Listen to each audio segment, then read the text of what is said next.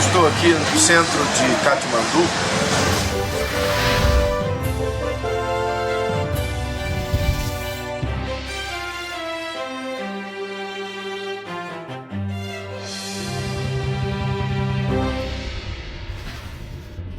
Abre comigo a sua Bíblia, por favor.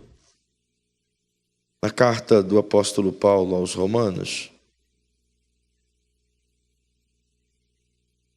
Glória a Jesus. No capítulo 12 e o versículo 12, as horas são uma bênção.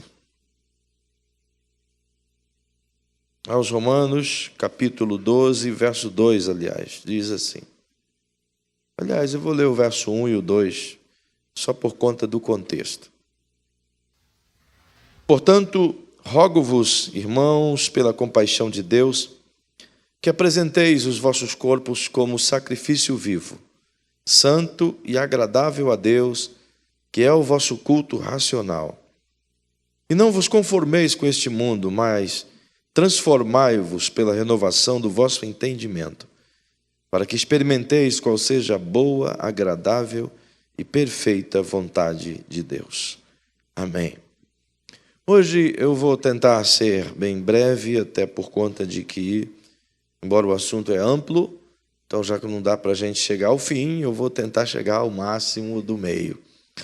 Pois bem, nós estamos hoje na 8ª noite, a 8ª fala, a 8ª decisão importante que nos promove o sucesso na vida. Sucesso, obviamente, é estar em Deus, é viver no Senhor, e esse sucesso, sem dúvida, é alcançado mediante algumas decisões. Aliás, tudo na vida é uma decisão. Tudo que você vai fazer, antes você tem que tomar uma decisão. Para vir à igreja, você teve que tomar uma decisão. Para jantar, você vai ter que tomar a decisão. Até para você dormir, você vai ter que decidir se vai dormir ou vai ficar acordado. Enfim, tudo que você vai fazer na vida parte de, primeiro, uma decisão. Inclusive servir a Deus, inclusive liderar, inclusive viver o Evangelho. É uma decisão. Então, todas essas falas que estamos tendo às quartas-feiras, e hoje é a 8ª delas, de 17, são todas, portanto, iniciadas com uma decisão. Elas só irão funcionar na minha vida e na sua vida a partir da decisão que eu e você quiser tomá-la. Se decidirmos não aplicar, será um bom conhecimento, mas apenas um bom conhecimento. Mas se decidirmos aplicar, deixará de ser apenas um bom conhecimento e vai se tornar uma prática, uma vida. E isso sim é que muda, quando a gente decide tornar a palavra de Deus aplicável na nossa vida e, como diz a própria Bíblia, sermos não apenas ouvintes, mas praticantes. Portanto, vamos tentar compreender o que o Senhor quer nos levar esta noite. E como sempre digo a todos, gosto sempre de compartilhar convosco em termos de comunicação, para que você possa memorizar aquilo que, no mínimo, uma frase tenho dito. E esta noite nós iremos trabalhar o seguinte tema: limpe sua mente, alinhe sua vontade e renove a sua fé. Diga comigo assim: limpe sua mente, alinhe sua vontade e renove a sua fé. Sabe, às vezes a gente não tem ideia de o porquê a nossa vida é tão estressante, tão desgastante, e porque muitas coisas dela não dá certo. Não poucas vezes nós somos tomados de muitas dúvidas e questionamentos do que está acontecendo, porque até quando as coisas dão certo a gente se sente como se não tivesse dado certo. Algumas vezes até as nossas vitórias têm sabor de derrotas. Alguns momentos, até quando alcançamos alguma bênção de Deus, parece que aquilo é tão desgastante, ou foi tão desgastante que a vitória não tem sabor de vitória, mas continua tendo o sabor amargo da dificuldade. Por que a gente tem momentos tão cruciais, tão difíceis, tão cansativos, tão estressantes? Por que que existem momentos que, talvez isso já aconteceu com você, existem horas que você diz, a minha vontade mesmo era de sumir. Já aconteceu isso contigo? Minha vontade... constante. Minha vontade era de ir para Marte. Sabe? Então, acontece isso na vida de nós todos. Chega um dado momento que isso se torna uma encruzilhada tão real que o desejo mesmo é esse. Você não quer ver ninguém, você não quer falar com ninguém, você não quer nem tomar um blush na tarde, você não quer nada com nada. Você quer simplesmente sumir. Não é verdade? Como se pudesse virar fumaça e entrar dentro da lâmpada do gênio e botar ele para fora. Talvez isso aconteça com frequência. E aí a gente se pergunta, mas como pode? Por que isso acontece? Por que de vez em quando essas coisas vêm em mim? Sou crente, sirvo a Deus, vou na igreja, dou glória a Deus, sou dizimista, sou ofertante. Sabe? Por quê? Por quê e por quê? E tudo que a gente consegue é sentir essas náuseas emocionais. Mas há nuances de sabedoria quando isso acontece. E nem sempre esses nuances de sabedoria acontecem justamente porque não conseguimos tornar, ou pelo menos não aprendemos que isso seja uma prática de sabedoria. Mas quando isso acontece, a coisa mais importante a fazer é se perguntar realmente o que está acontecendo. A coisa mais sábia a fazer é elaborar perguntas. A coisa mais importante que a gente deve fazer no momento de estresse ou de angústias é pergunta. Justamente porque a pergunta não só nos dá a oportunidade de aprendermos, para que aprendendo nos tornemos sábios, mas ela também abre um leque para podermos compreender aquilo que está acontecendo conosco. E dentro dessa perspectiva que quero pensar convosco essa noite sobre algumas coisas que o Espírito Santo me fez lembrar. E dentro dessa sabedoria que algum nuance vem em nós, a gente se pergunta, o que está acontecendo comigo? Eu poderia e posso falar convosco e elencar 3 coisinhas que nos geram e que nos faz ter esses problemas todos. Em resposta a essa pergunta, há 3 coisas a ela. Então olhe para quem está ao seu lado e diga assim, já perguntou para você mesmo o que está acontecendo comigo? Já olhou no espelho e disse, espelho, espelho meu? Tem alguém com mais problema do que eu?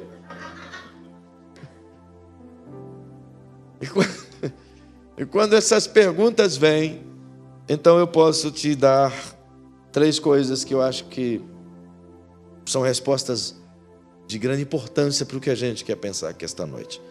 O primeiro, isso acontece porque a nossa mente fica sobrecarregada. Isso é estranho. Como pode a nossa mente ficar sobrecarregada?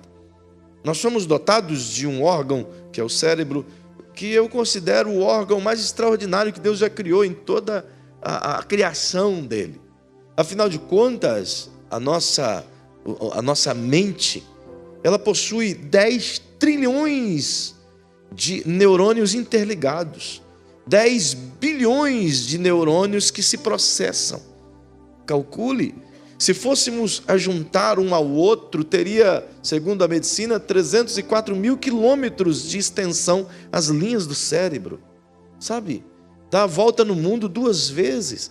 E você fica pasmo em ver como pode um negócio cinzento, dividido em alguns hemisférios, que promove toda essa grandeza e diz a ciência de que essa mente que Deus nos deu, ela é capaz de processar informações em que um computador com alta velocidade, que seria hoje um i7 com 16 a 20 gigas de memória, o que ele leva aproximadamente 4 minutos para processar, a nossa mente processa em 0,03 milésimos de segundo. Sabe? Ela é capaz de armazenar imagens e vídeos,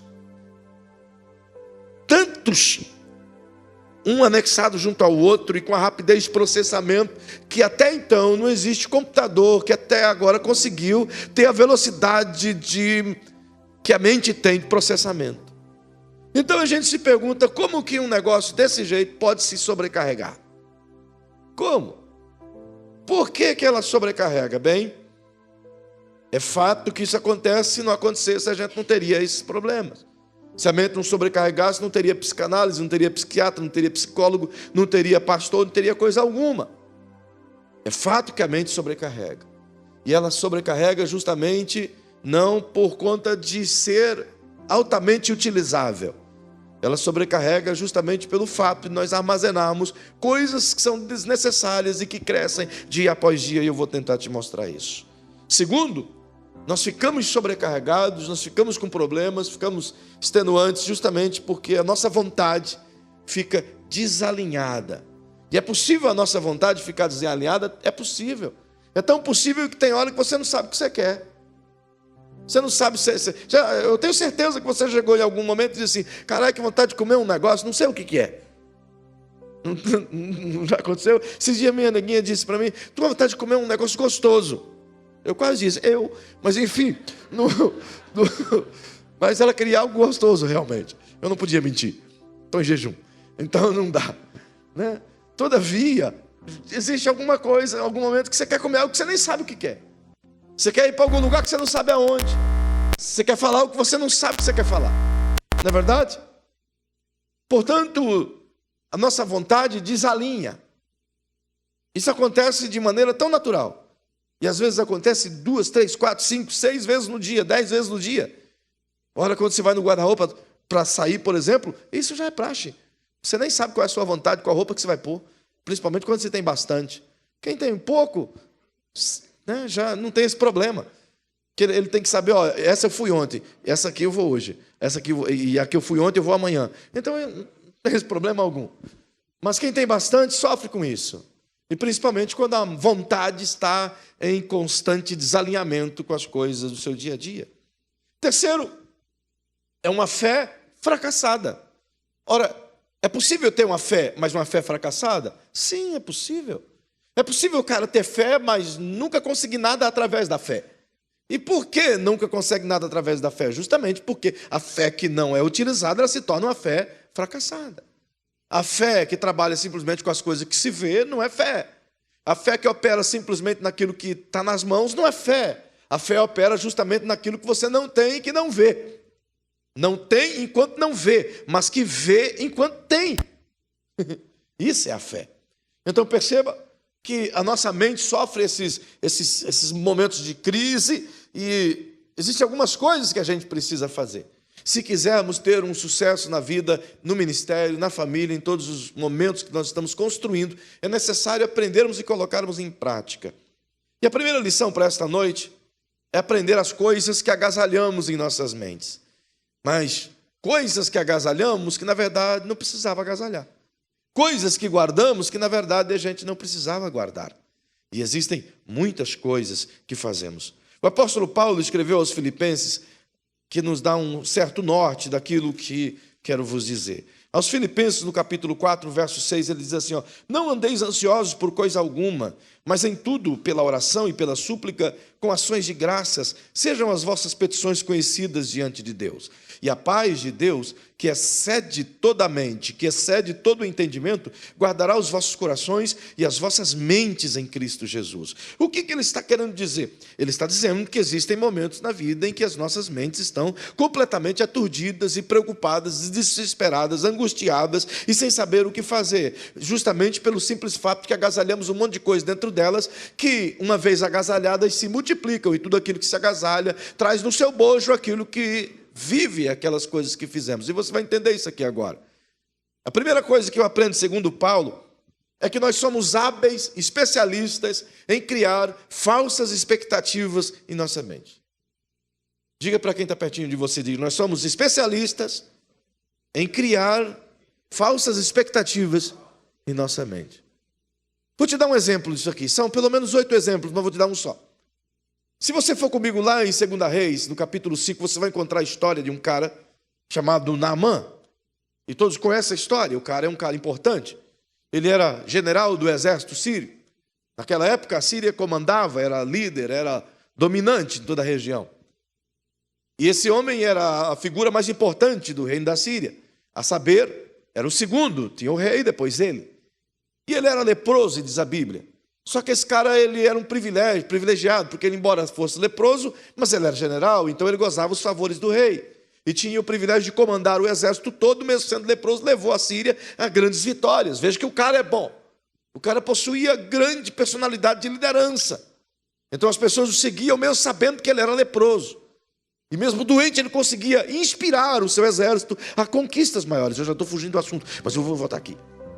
Enfim, esse cara tinha tanto potencial que a sua crise era tamanha, e um dia, na casa dele, vendo a dor, vendo a tristeza, as lamúrias da esposa, uma criada, no qual Israel era cativo da Síria, pagava tributo para a Síria. Então muitos desses grandes generais e capitães levavam pessoas cativas para trabalhar em suas casas. E na casa dele tinha uma hebreia cativa, uma jovem, que fora levado cativo. E lá na casa dele, ela ouviu tudo isso, ela está acompanhando, ela está vendo o sofrimento do seu senhor. E ela comenta com muito respeito com a mulher desse homem. E diz: se você estivesse em Israel, certamente seu marido seria curado, porque tem um homem de Deus lá. E olha, é porreta, batata, vai lá, toda a enfermidade vai embora. A mulher escutou tudo aquilo. Quando o maridão leproso chega à noite, e eu tenho certeza que ela não estava feliz com aquela lepra, obviamente. Então ela fala com ele: olha, a nossa serva, a nossa criada, que é hebreia, disse algo, que lá em Israel tem um profeta, um homem de Deus, que se você estivesse lá, você estaria curado da lepra. Quem já tentou de tudo, até uma fala de uma escrava se torna uma referência. Ela foi a médica mais importante na vida dele agora. Então ele capta toda a informação e vai até o rei e diz: rei, a minha serva disse isso, isso, isso. O rei disse: então só se for agora, está perdendo tempo. Vou fazer uma carta aqui, vou mandar para o rei lá, e o rei vai curar você. E fez uma carta e mandou endereçada ao rei de Israel. E a carta era exatamente assim: tal rei, assim, meu servo sofre disso, disso, isso, é meu general, e eu soube que há em Israel a cura, e quero que tu cure ele. O rei, ao receber isso, não me lembro agora o nome dele, não sei se era Josafá ou coisa parecida, não era Josafá. Enfim, mas deixa para lá. Ele, ao receber essa carta, ele leu e disse: estão caçando ocasião contra mim, sabe que eu não tenho poder para curar. Como é que pode ele pedir para eu curar esse homem leproso? Você está maluco? Rasgou as vestes. Aí os conselheiros muito sábios disseram: rei, não, é uma oportunidade, homem. Tem profeta em Israel, tem Deus em Israel. Encaminha para Eliseu. Então encaminhou para Eliseu o profeta. E o Naamã, sendo um grande homem, cheio de estirpe, ele vem desde a Síria, desde Damasco, vem pensando, analisando e dizendo: sou leproso, estou levando aqui aproximadamente 3 milhões de dólares em oferta, e eu vou chegar lá, vou apresentar a minha oferta, o profeta vai sair de dentro da casa dele, vai me receber. Afinal, sou eu um general, vai me colocar para dentro de sua sala, vai me servir um chá. Então vai ser aquele momento, vai soltar uma fumacinha, tem uma música de fundo, e ele vai colocar as mãos sobre a minha cabeça, vai invocar o Deus dele, e vai descer um raio sobre a mão dele, vai vir na minha cabeça, vai curar a minha lepra, e eu vou ficar curado. Ele fez essa cena na mente dele. Ele calculou isso. Ele criou essa expectativa. Então chega na casa do profeta, anunciam os servos de Eliseu que está lá Naamã, o chefe do exército da Síria. Eliseu diz: beleza, manda o Geazi lá. O Geazi nem era o primeiro da lista dos principais, era o aprendiz do aprendiz do aprendiz, e era corrupto. Então ele mandou o Geazi lá, e o cara era novinho, o profeta era velho, era de idade. O Naamã já percebeu, mas esse aí não é o profeta. E aí? Olha, seu Naamã, o profeta mandou te dar um recado. Ele disse: ele não vai me receber? Não, ele mandou te dar um recado. E o que ele mandou dizer? Para me esperar, que vai preparar o café da tarde para me receber com honras? Para efetuar toda a cura que eu preciso? Ele disse: não, ele mandou o senhor ir tomar um banho lá no Rio Jordão. E toma 7 banhos, porque o negócio aí está bem esquisito. No 7º banho vai ficar tudo bem. Ele ouviu isso imediatamente virou o seu carro e a mente dele começou a dizer: mas como esse profeta é desrespeitoso! Eu saí da Síria, de Damasco, andei todos esses quilômetros, quase 1.300 quilômetros, cheguei aqui, trouxe essa grana toda de presente, ele nem sequer me recebeu na casa dele, e eu achei que ele ia colocar a mão na minha cabeça, ia descer um raio do céu, e a energia ia me curar. Ele nunca imaginou que o profeta jamais colocaria a mão na cabeça de um leproso, era impuro. Também não pensou que Eliseu não estava nem aí para quem ele era, que ele não estava diante de um rei, ele estava diante de um profeta de Deus, um dos profetas mais ousados do Antigo Testamento. E outro dia eu falo sobre Eliseu, você vai ficar pasmo. Esse homem era tão admirável, que se Elias tinha virtudes, Eliseu tinha 10 vezes mais virtudes do que Elias. Ousadíssimo, um cara que pensava sempre lá na frente, estava sempre um passo adiante. Tão ousado que quando o Elias perguntou: o que tu queres? Eu digo: eu quero porção dobrada do que você tem. Imagine, um homem de tal capacidade. E achou Naamã que o Eliseu ia fazer isso. Então ele volta para casa com um monte de frustrações, porque ele criou um cenário de cura na sua mente. Ele criou pensamentos errados na mente. Igualzinho nós. Nós criamos um monte de expectativas falsas e confundimos as expectativas com a fé. Às vezes criamos expectativas achando que isso é uma visão de fé. Criamos cenas de conquistas, de milagres, de reconciliamentos, de tanta coisa, e quando não acontece, por conta daquela falsa expectativa que criamos, não sendo em Deus, nos frustramos ainda mais, aí vem toda essa angústia. E às vezes, perceba, está o Naamã indo embora, então um dos seus criados, sábio, mais sábio do que o seu chefe, disse: se ele te pedisse uma coisa difícil, o senhor não faria? Ele disse: faria.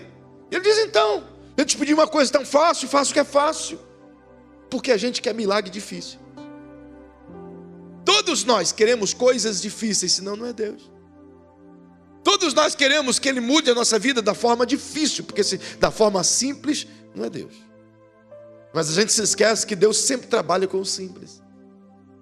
Quem complica somos nós. Quem cria os entalhes da complicação somos nós. Mas Deus sempre trabalha em linha reta, plana, simples. Os milagres dele sempre acontecem nisso. Cospe no olho, vai lá e lava, fica vendo.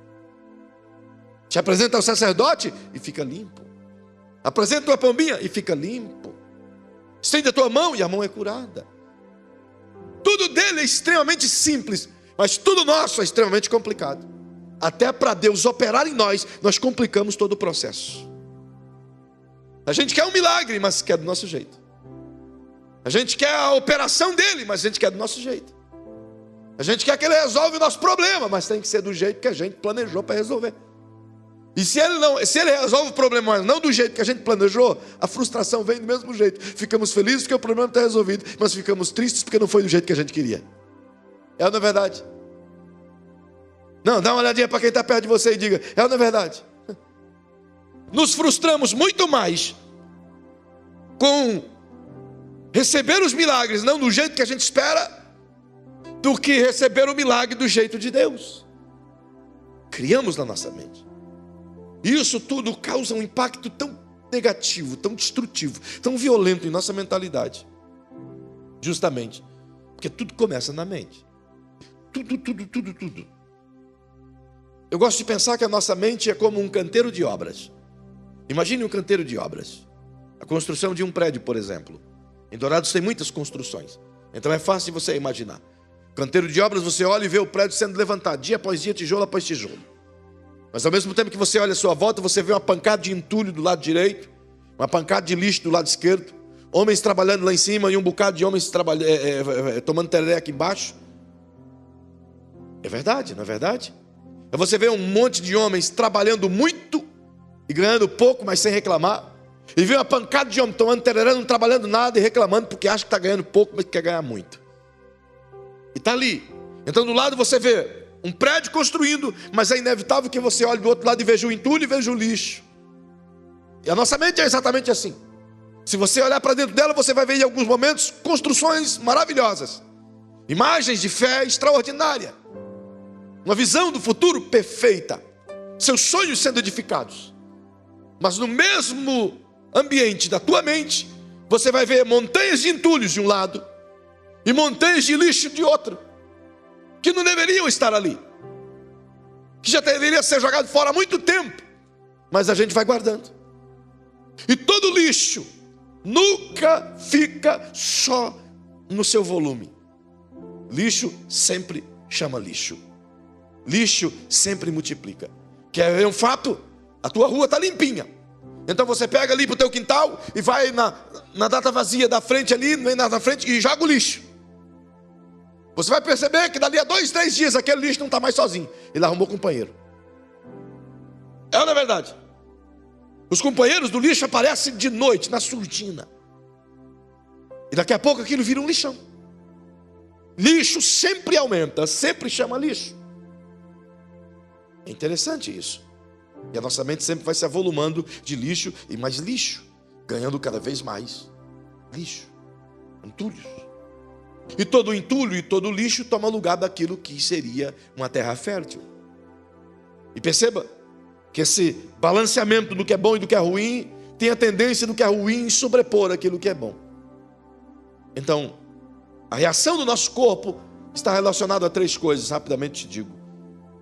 Olha para quem está pertinho de você e diga assim: a reação do meu corpo e do teu corpo está relacionado, primeiro, ao que você e eu vemos. Melhor, diga, ao que vejo, ao que sinto e ao que faço. Aquilo que eu vejo está relacionado à minha mente. Aquilo que eu sinto está relacionado ao meu coração. E aquilo que eu faço está relacionado às minhas mãos. Então diga comigo: mente, coração, mãos. Outra vez. Inverso. Tudo que eu faço na vida é procedente da minha mentalidade. E esses 3 órgãos, esses três verbos que eu tenho aqui, são provenientes de ações correlativas àquilo que processa na minha mente e o meu corpo executa. É por isso que uma mente sadia, corpo sadio. Mente doente, corpo doente. Uma mente equilibrada, vida equilibrada. Uma mente perturbada, vida perturbada. Uma mente cheia de curvas, a vida vai ser cheia de curvas. Uma mente reta, a vida vai ser reta. Isso é tão importante, queridos. Existem 3 líderes dos quais eu amo demais e que meus estudos de liderança são baseados neles. O primeiro é Moisés. É um líder que eu amo muito. Os meus estudos nele me deu um gabarito enorme sobre a vida de liderança dele e o contexto que pode ser aplicado em nós. Eu percebo que Deus trabalhou Moisés enquanto que líder como um dos maiores líderes servidores que o mundo já teve. Moisés foi um líder que serve. Portanto, tudo que ele fazia era servir. Está relacionado, portanto, ao seu corpo, a atitude de viver em prol do outro, ao servir. O segundo líder que eu amo de paixão e que também extraí do mesmo jeito um compêndio grande é Davi. Davi, diferente de qualquer outro homem, ele esboçou um relacionamento com Deus como ninguém nunca teve até hoje. Você vai encontrar em Abraão, que é chamado de amigo de Deus, um homem extraordinário que Deus amou como não amou ninguém. Ao menos que expressou amor como não expressou por ninguém. Abraão. Deus disse: o cara é meu amigo. Não vou esconder nada dele. Calcule. Uma coisa é eu dizer sou amigo de Deus. Outra coisa é Deus dizer ele é meu amigo. Abraão era amigo de Deus, líder extraordinário, mas não se compara a Moisés. Entretanto, Davi sobressai, porque você não vai encontrar na Bíblia inteira nenhum homem que amou Deus tanto quanto Davi amou. Nenhum. Nem até hoje. Davi amava Deus como ninguém. Portanto, Davi trata de emoção, de coração, de sentimento. Moisés, Deus trata o corpo. Davi, Deus trata o coração, o sentimento, a emoção. Mas um terceiro líder que me impacta e que é objeto dos meus estudos até hoje, chama-se Paulo.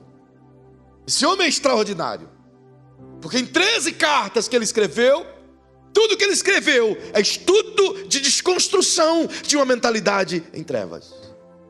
Deus usou Paulo para trabalhar a mente. Então digam comigo: Moisés, Deus trabalhou o corpo, as mãos, o servir. Davi, Deus trabalhou o coração, a alma, a emoção. Mas Paulo, Deus trabalhou a minha mente, meu intelecto, meu espírito. Quando você percebe Paulo trabalhando, ele está focando em algo extraordinário que todos nós deveríamos nos sujeitar aos seus ensinos, justamente porque ele está dizendo nós todos que o único jeito de ter sucesso em Deus é ter uma mentalidade em Deus corretamente sarada e equilibrada.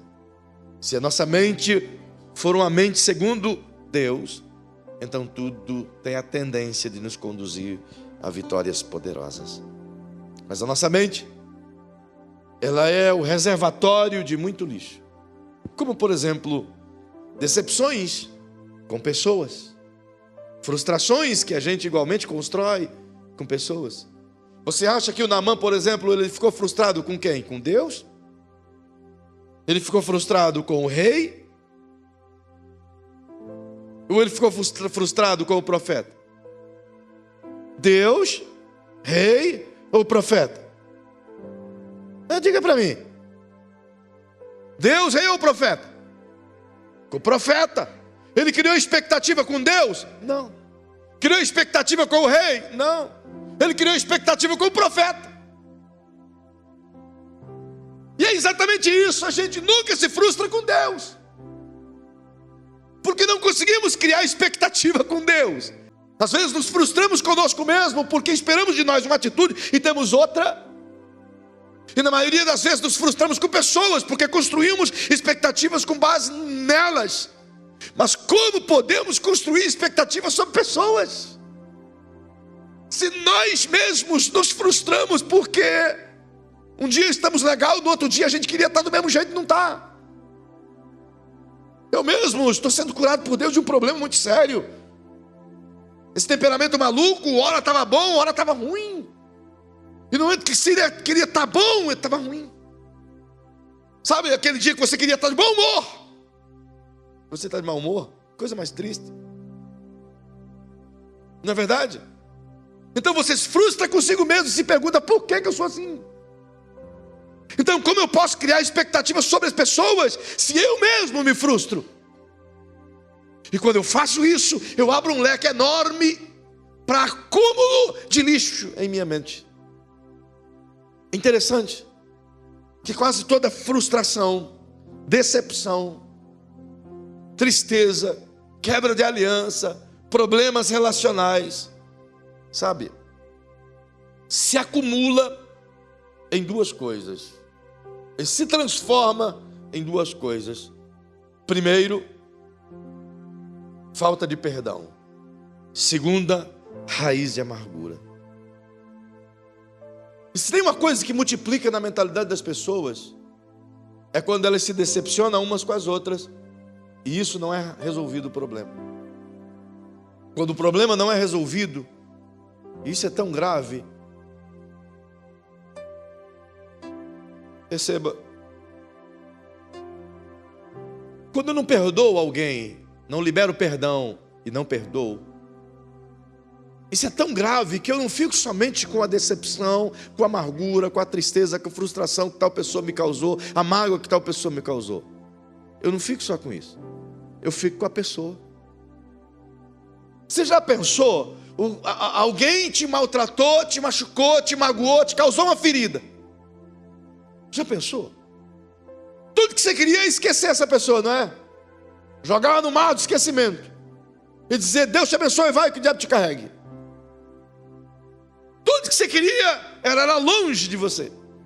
Só que todas as vezes que você estiver em algum lugar, em alguma cena, você se lembra, essa pessoa está junto de você.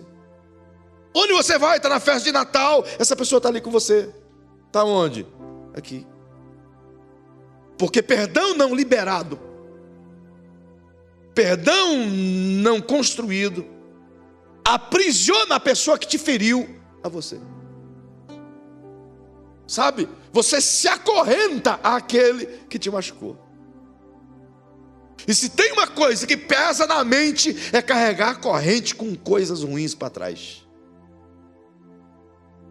Eu não sei se vocês assistiram um filme muito legal, antiguíssimo. Eu não me lembro o nome correto dele, mas é a narrativa de um senhor, sozinho, mão de vaca, o espírito do Natal vai até ele, sabe? Eu não me lembro. Screw, uma coisa assim. História de Screw, né? Parece simplesmente um desenho, mas é muito ilustrativo. Porque tais correntes também nos aprisionam a todos aqueles que a gente feriu ou fomos feridos. Então imagina se 10 pessoas na vida te magoou lá atrás e não conseguiu liberar perdão para nenhuma dessas 10. Então onde você vai, você está arrastando as 10 com você, amarrados em uma corrente aos seus lombos. Tudo que você vai fazer, essas pessoas, passou 10 anos, 20 anos, 30 anos, está ali amarrada com você.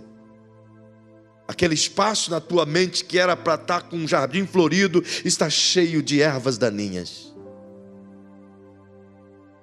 Coisa que a gente podia simplesmente cortar a corrente e dizer, solta, vai, solta com a corda. Mas a gente prefere segurar aquilo que nos machucou. Então vai ocupando espaço na mente que não precisava. Se possível, diga para quem está pertinho de você: a coisa mais sábia a fazer é fazer uma varredura na mente e ver onde essas correntes estão amarradas e imediatamente procurar libertar tal pessoa que está aprisionada a nós. E é interessante, queridos, que às vezes a pessoa que te ofendeu lá atrás, ele já prosperou, ele está abençoado, ele está faceiro, está feliz, mas você está carregando peso. E aí isso te machuca mais ainda, porque diz, como é que pode? Ele me prejudicou, me fez o mal, e ele está bem, e eu estou aqui nessa miséria. E Deus olha para mim e para ti e diz, tá porque tu quer. A corrente, você já está com a tesoura na mão, é só cortar. Mas a gente gosta de ouvir o tilintar e saber que tem um monte de pessoa cativa. Que triste. É por isso que muitas coisas em nós sobrecarregam. Sabe? Problemas financeiros, ocupações angustiantes da mente, problemas relacionais, problemas no trabalho, mau humor, problemas consigo mesmo. Tudo isso vai criando em nós celeumas e esses celeumas sempre multiplicando. Lixo após lixo. Então, coloca a mãozinha no ombro de quem está perto de você e diga, lugar de lixo não é na sua mente. Lugar de lixo é no lixo. Quase todos nós hoje utilizamos computadores. E não precisa nem usar computadores, mas o seu celular, por exemplo. Você está em muitos grupos e os abençoados dos grupos são abençoados. Meu irmão, aquelas carinhas felizes, aqueles quadrinhos com mensagenzinhas, aquilo, meu irmão, sangue de Jesus tem poder, irmão. Gente como eu, que mesmo que eu não queira, meu celular deve ter uns 40 grupos. Que é coisa horrorosa, gente que eu nunca vi, coloca eu no grupo, eu saio, coloca de novo, eu saio, coloca de novo. E eu digo, me liberta, pelo amor de Deus, eles colocam eu de novo. E o celular da gente, o meu, por exemplo, chega um dado momento que ele diz, não aguento mais. Aí ele para, desliga tudo. Então eu tenho que pedir ajuda nos universitários, falar com o Anderson ou com outro que vai lá, limpa tudo. E ele fica zero de novo. E a nossa mente é exatamente assim. A gente vai recebendo mensagenzinhas, mas a gente não deleta. Vai armazenando aí. E pior, a gente nem sempre seleciona as mensagens. As boas deveríamos guardar, mas as ruins não merecem estar conosco. Só que a gente guarda as ruins e joga fora as boas, porque as ruins nos faz querer tratar o caso, nos faz querer se vingar, nos faz querer saber por quê, quando na verdade deveríamos fazer como Jesus disse. Ele disse: abençoai os que vos perseguem, bendizei os que vos maldizem. Isso é uma limpeza no seu HD. Quando alguém chega em você e murmura e diz tal coisa, imediatamente Jesus dá a injeção. Aquela mensagem mal é deletada. Mas a gente não utiliza o antídoto cristiano.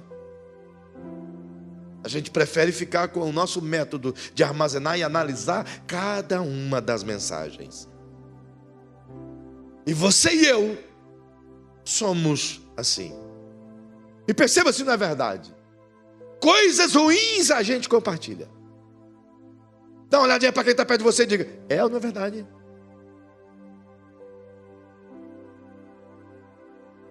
Se alguém posta alguma coisa a teu respeito que é ruim, o que você faz? Você apaga ali, mas não apaga daqui. Aqui você fica: por que fez isso? Eu vou ligar para Ciclana. Ciclana já falou outra coisa, inflamou. E aquela Ciclana ligou para outra Beltrana. E outra Beltrana ligou para fulana. E aquilo virou um circo. E a tua mente está armazenando tudo isso, que você devia ter jogado fora, ó, ocupando o espaço de Deus. É por isso que o mundo vai de mal a pior. Eu não tenho mais tempo, então eu vou te dizer: limpe a sua mente, para que você possa mudar a sua maneira de pensar. E mudando a sua maneira de pensar, você possa mudar a sua maneira de viver. Quem colocou um vírus em nossa mente foi o diabo. Deus nos fez para ser extremamente abençoados. Nenhum de nós, nenhum de vocês foi feito para ser oficina do diabo. Sua mente não. Sua mente foi feita para ser um palco profético da glória de Deus. Mas o diabo tem transformado em um cenário de horror, um teatro de tragédia, dia após dia. Sabe? Antes, eu preciso que você leia isso. Antes, nós vivíamos assim, e tinha razão de viver assim. Todos nós antes tínhamos razão de viver com essas crises, com esses problemas, com essas mentalidades carregadas de peso. Tínhamos esse direito. Afinal, era o mundo que vivíamos. Mas se você vê o que Paulo escreve aos Efésios no capítulo 2 e o verso 1, venha comigo, por favor. Ele vos vivificou, estando vós mortos nos vossos delitos e pecados, nos quais andastes outrora, segundo o curso desse mundo, segundo o príncipe das potestades do ar, do espírito que agora opera nos filhos da desobediência. Entre todos nós também antes andávamos nos desejos da nossa carne, fazendo a vontade da carne e dos pensamentos. E éramos, por natureza, filhos da ira, como os demais. Mas Deus, que é riquíssimo em misericórdia, pelo seu muito amor com que nos amou, estando nós ainda mortos em nossos delitos, nos vivificou juntamente com Cristo, e pela graça sois salvos, e nos ressuscitou juntamente com Ele, e nos fez assentar nas regiões celestiais em Cristo Jesus. Sabe? Então não temos mais o direito de carregar a mente. Por que não temos? Paulo também responde: perguntas nos tornam sábios. Ele fala em 2 Coríntios, no capítulo 5, dizendo exatamente assim no verso 17. Por que não temos esse direito?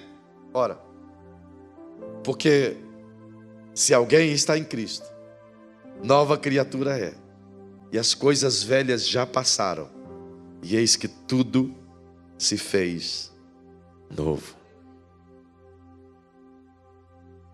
É hora de desocuparmos a nossa mente. Só que quando você desocupar a tua mente, jogar todo o lixo, todo o entulho, anular tudo isso, não pode deixá-la vazia. Porque tudo aquilo que é vazio tem a tendência de receber de novo. É por isso que Paulo nos orienta. Ele escreve aos Filipenses no capítulo 4 e o verso 8, eu queria que você lesse comigo, por favor. Aos Filipenses, no capítulo 4 e o verso 8. Veja o que esse homem de Deus diz. Ele diz: nos demais, irmãos meus, quanto ao mais, irmãos, diga comigo, tudo o que é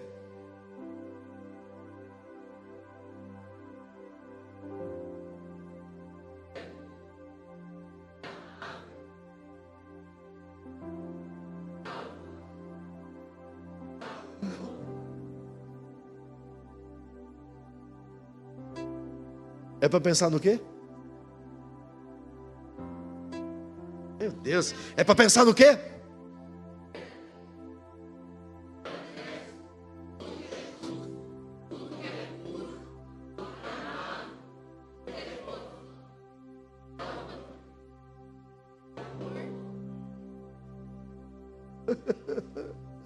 Mas o que a gente ocupa a nossa mente? Olha esse versículo ao inverso. Nós ocupamos em tudo que é mentira. É ou não é verdade? Nós enchemos a nossa mente de tudo que é mentira. Quer que eu provo isso? Filmes, novelas, séries, contos, tudo que é mentira que ouvimos na rua, nos jornais, e repetimos isso. Não procuramos saber se é verdade ou não. Nos enchemos disso. Tudo que é mentira, tudo que é desonesto. Vai dizendo, ao contrário.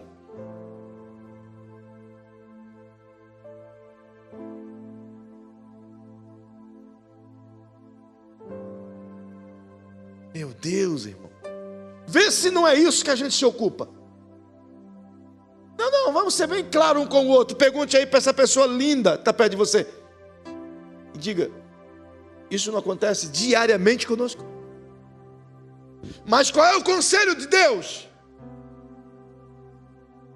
É para pensar em coisas boas. Mas a gente se ocupa de coisas.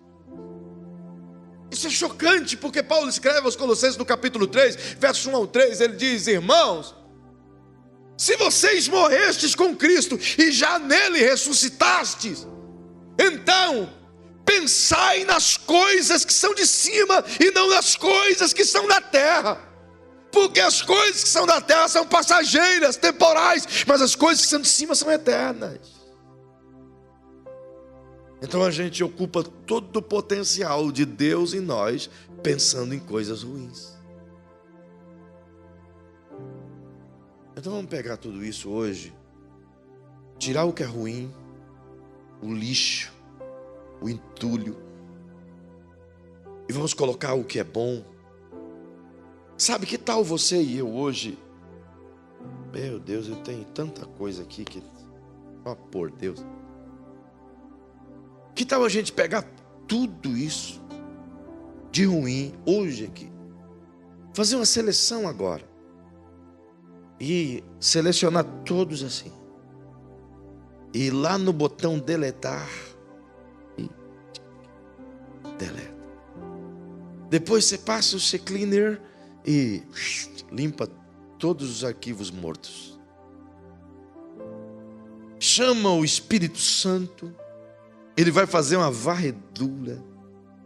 Vai tirar todos aqueles arquivos temporários, arquivos mortos, vírus, e vai limpar a tua mente. Eu comecei essa série vos dizendo que não há possibilidade de ter sucesso sem o auxílio do Espírito Santo. E também vos disse que se quisermos ser vitoriosos em tudo, devemos convidar o Espírito Santo para tudo. Semana passada, nós o convidamos para gerenciar o nosso tempo. E que tal esta noite nós o convidar para gerenciar a nossa mente? para limpar a nossa mente e encher a nossa mente com as coisas do céu. É possível? É possível. Fique em pé, por favor.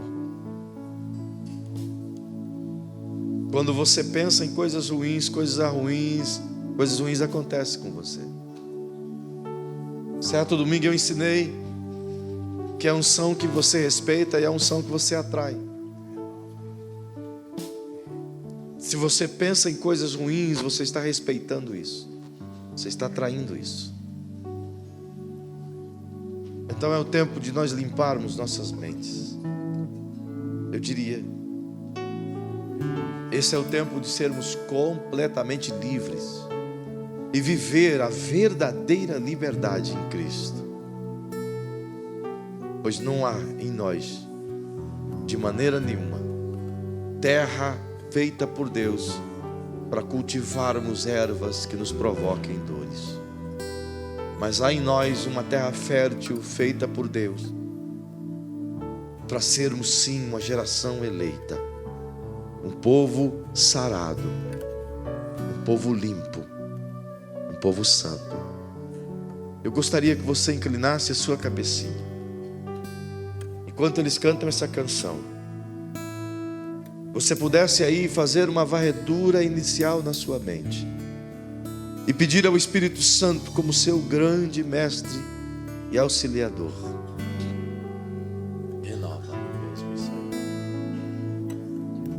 Que Ele possa ir aí nos lugares mais escondidos da tua alma, nos recônditos do teu coração, no profundo escondido da tua mente, nos baús secretos, e Ele possa arrancar desse baú que você escondeu coisas que ainda te fazem sofrer na lembrança. Que Ele possa limpar todos os canais do teu pensamento. Pense nisso agora.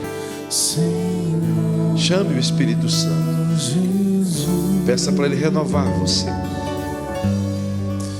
renovar a sua mentalidade, renovar seu coração, renovar a sua fé.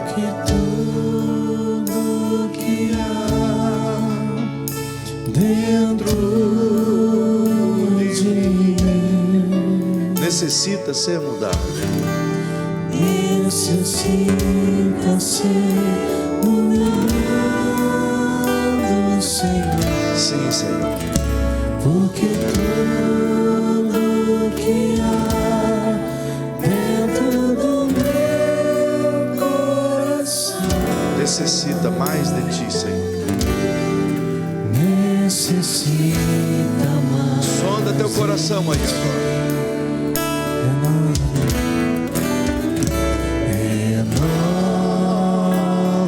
Renova-me, Senhor Jesus. Já não quero ser igual. O Senhor faz o teu trabalho agora. Renova-me, Limpa essa mente cansada, Senhor. Jesus. Oh, aleluia. Põe em mim teu coração, Porque tudo que há em mim, Senhor, porque tudo que há dentro de mim cante essa canção para Ele. Cante como oração. Cante. necessita ser mudado, Senhor, porque tudo que há dentro do meu coração necessita mais de Ti. Busque a liberdade agora. Libere aí no seu coração a disposição de perdoar, a disposição de ir atrás de quem te feriu e dizer: eu te perdoo e te peço perdão. Libera. Tire essas correntes agora, em nome de Jesus. Solte essas pessoas que te feriram. Deixe o passado para trás. Você é nova criatura agora. Você tem uma nova mente agora, restaurado em Jesus. Paizinho querido, eu oro com a tua igreja agora. Temos entendido, Senhor, ainda que de forma simples e curta, aquilo que nos causa tanto prejuízo, que nos impede até de sermos usados por Ti, nos impede de recebermos a Tua glória, sermos instrumentos de cura para outras pessoas. Então queremos te pedir agora, Paizinho, perdoe aquilo que nós temos armazenado sem saber. Perdoe as nossas atitudes em colocar dentro de nossos baús aquilo que deveríamos ter jogado fora. Perdoe os nossos momentos, Paizinho, de atitudes humanas, de gestos humanos e carnais. Perdoa-nos, Senhor, por não permitirmos a liberdade do Teu Espírito em nossa vida, por deixar a nossa mente ser agasalhada por tantas coisas ruins, quando deveríamos encher a nossa mente de coisas boas. Então eu lhe peço agora, meu Rei, que o Teu Espírito Santo venha nos limpar, e nos limpando nos encha da Tua glória, de modo que vivamos isso todos os dias. Que pessoas saiam daqui livres esta noite, Paizinho, totalmente livres, e queiram praticar essa palavra e dia após dia liberar o espaço para que o Teu Espírito traga a Tua glória dentro deles. Eu sei que Tu não podes habitar se o nosso coração estiver ocupado com outras coisas. Então, em nome de Jesus, limpa-nos, Pai, outra vez. Limpa-nos, Pai, em nome de Jesus. Que tudo que há dentro de mim necessita ser mudado, Senhor, porque tudo que há dentro do meu coração necessita mais de Ti. Aleluia, aleluia. Você pode dar um abraço a alguém e dizer: eu vou praticar isso. Abraçar alguém e dizer: eu vou deixar minha mente livre, em nome de Jesus. Deus te abençoe. Vá em paz e seja livre, em nome de Jesus.